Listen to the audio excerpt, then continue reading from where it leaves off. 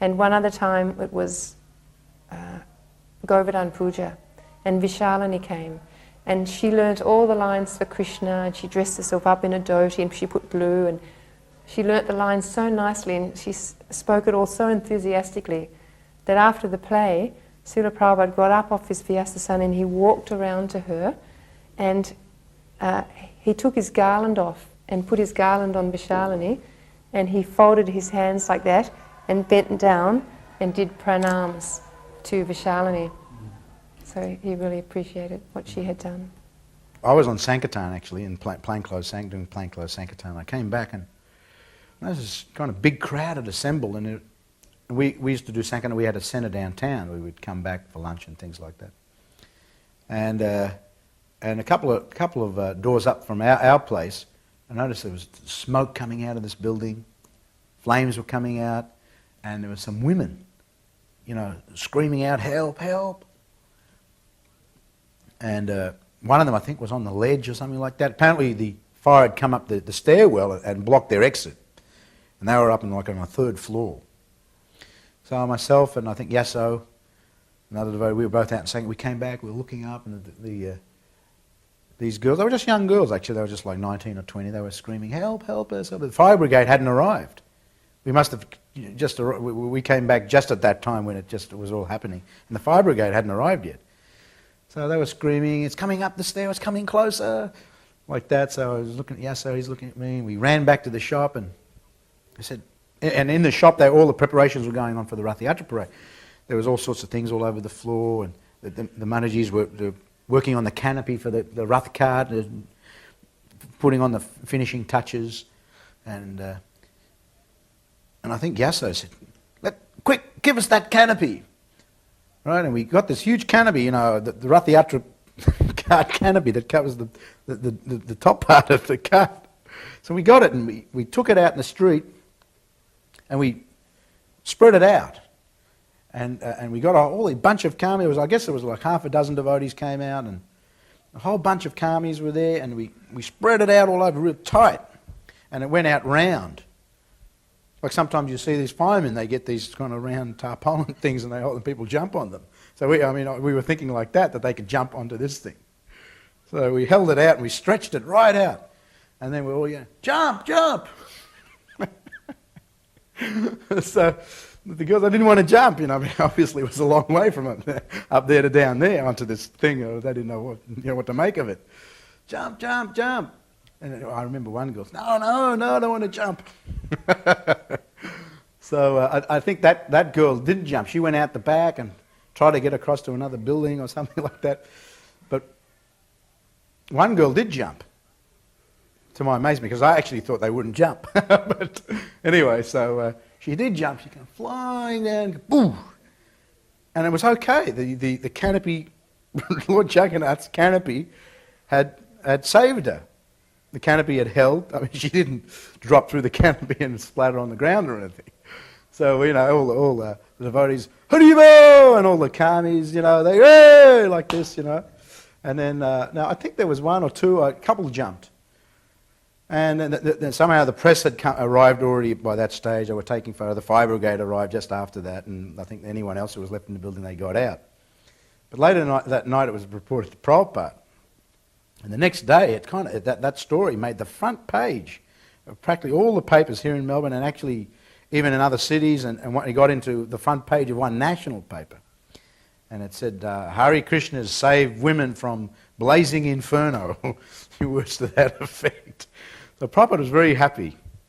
He was very happy when he actually told the devotees to get all the clips and save the clips. He wanted a copy of those clips, and he wanted to take them with him. And he said, "This is very good. This is very good for our reputation." So it was an interesting story that I remember.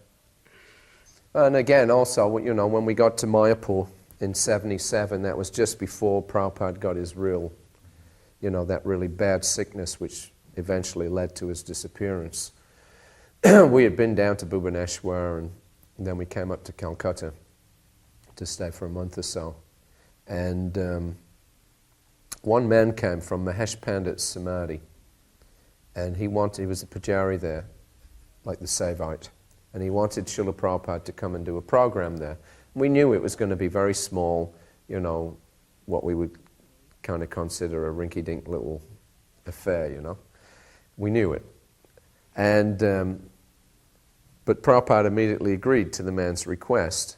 He had come during the massage and spoke in Bengali. So Prabhupada agreed, and then he went away. But I couldn't speak Bengali, but I knew what was going on. So then I was kind of unhappy because I knew how weak Prabhupada was by that time. And in fact, when we first arrived in Mayapur, one morning on the balcony after breakfast, Prabhupada was looking out over the fields, and then he turned to me and he said, "Never in my life have I felt as weak as I do now." But then he added, he said, "But still I would like to finish this Bhagavatam." And I had seen evidences of Prabhupada's decrease in general health and fitness. Several times I had had to literally pick him up when he had collapsed on staircases.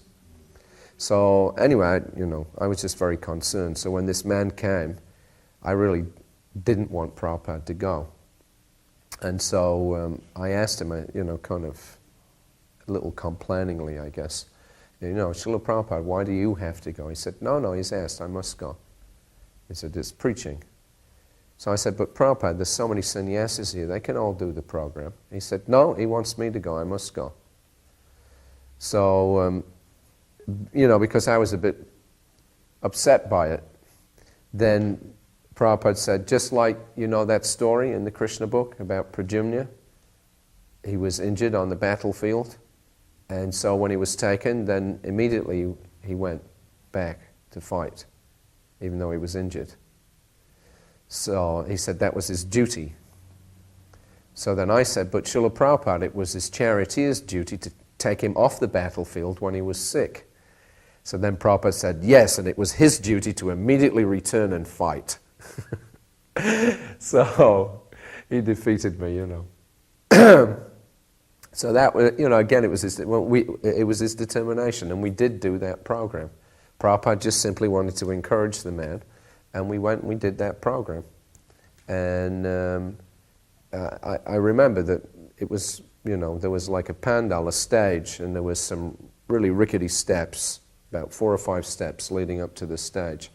So when Prabhupada approached that to go up, he didn't ask for help or anything, and he immediately, you know, started stepping up one by one. And by that time I was already aware of how weak he was, so I was standing on the step below him. As he went up one step, I went up one step, and I had my hands out like this, just in case anything happened. And Prabhupada was actually pushing himself up the steps with his cane. He had so little strength in his legs, so he put one foot up, and then to get the other one up, he would actually push himself up with his cane. So when he got to the second to top step, he was straining like anything, and then all of a sudden, his strength went, and he just collapsed. But I was right behind him, stood on the lower step, and I just caught him, and I just, you know, had to literally carry him up to the top and put him on the stage. And I put him up there, and Prabhupada just, you know, walked over to his seat and sat down like nothing had happened. So, you know, Prabhupada literally sacrificed his life for us. There's no question of it. I saw it. He just wore his body out. If Prabhupada, you know, if there was a cause for Prabhupada's disappearance, you know, like a cause of death, the Kamis are always fond of identifying the cause of death. You could just say that Prabhupada wore his body out in the service of mankind. That was the cause of his death.